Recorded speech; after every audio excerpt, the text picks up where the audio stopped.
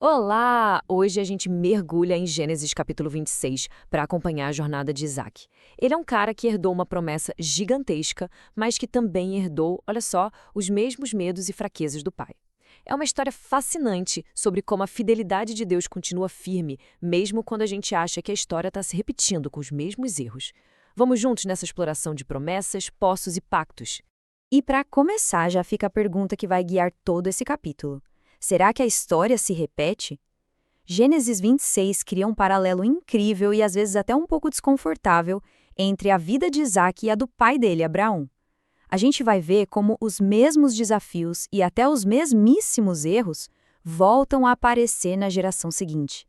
Bom, vamos para a primeira parte. Crise e aliança renovada. E olha só como tudo começa, com uma crise, claro, fome na terra. Como em tantas outras narrativas bíblicas, é no momento de aperto, de vulnerabilidade, que Deus entra em cena para reforçar um pacto que atravessa gerações. Então, a reação mais lógica de Isaac diante da fome seria fazer o que todo mundo fazia, descer para o Egito, que era garantia de fartura. Só que aí ele recebe uma ordem direta de Deus para fazer o contrário, ficar onde estava. Essa instrução já é o primeiro grande teste de obediência para Isaac como um novo patriarca da aliança. E a obediência dele é recompensada na hora com a renovação da promessa. Dá uma olhada nos pontos. Terra, descendência incontável, ser uma bênção para o mundo, são exatamente os mesmos pilares da aliança com Abraão. Mas o ponto-chave, a cereja do bolo, é o último, porque Abraão obedeceu à minha voz. Isso aqui é poderoso. Mostra que a bênção passa de pai para filho, sim, mas ela flui por um caminho de fidelidade. Agora a segunda parte, um erro familiar, a fraqueza de Isaac. E aqui a história dá uma virada, porque é incrível, mas logo depois dessa confirmação divina, Isaac tropeça. Ele encara seu primeiro grande teste e repete o mesmo erro do pai. É um padrão de família que começa a ficar bem preocupante. E quando a gente coloca lado a lado, não dá para negar. É a mesma mentira, nascida do mesmo medo, e que coloca a linhagem da promessa no mesmo risco.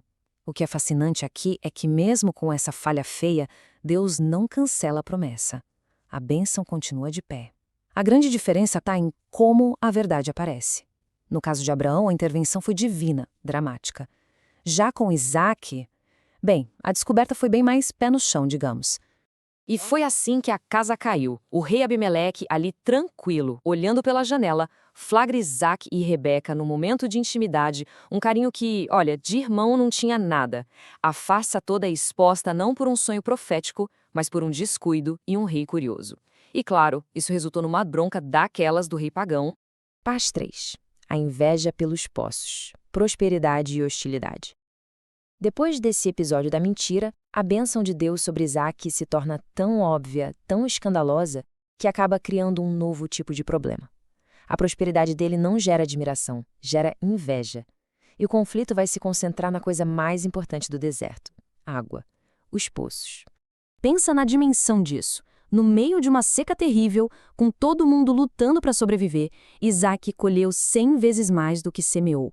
Essa prosperidade sobrenatural era um testemunho impossível de ignorar do favor de Deus, mas foi também o estopim que acendeu a inveja dos filisteus. E a inveja virou ação. Os filisteus simplesmente foram lá e taparam os poços que Abraão tinha cavado. E é aqui que a gente vê o caráter de Isaac. Em vez de partir para a briga, ele se retira e cava de novo. O primeiro poço que ele cava gera contenda. Ele se muda, cava outro.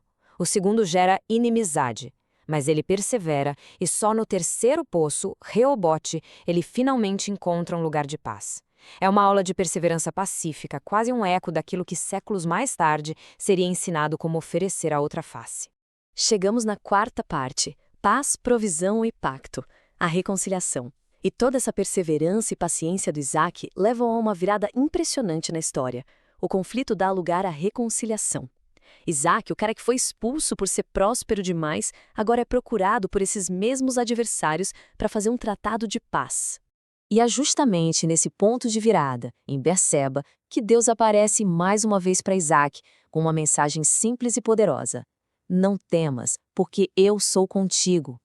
Era exatamente a força que ele precisava, no momento certo, para ir ao encontro de seus antigos inimigos. E este é o ponto alto.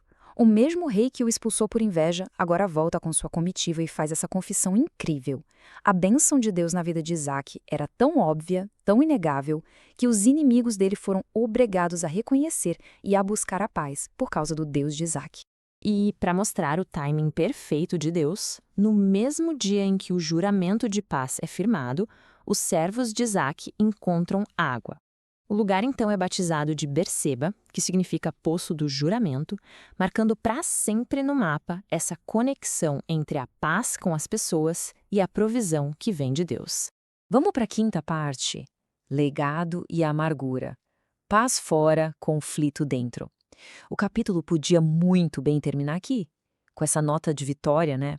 Mas o texto nos deixa com um contraste bem doloroso. Enquanto a paz é selada com o povo de fora, um conflito profundo começa a nascer dentro de casa. E aqui dá para ver bem essa dualidade.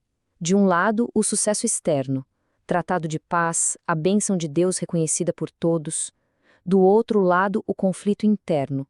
Esaú, filho da promessa, se casa com 2 mulheres hetéias, uma atitude que o texto diz que causou amargura de espírito em Isaque e Rebeca. A paz com os vizinhos foi conquistada, mas a semente da discórdia em família foi plantada.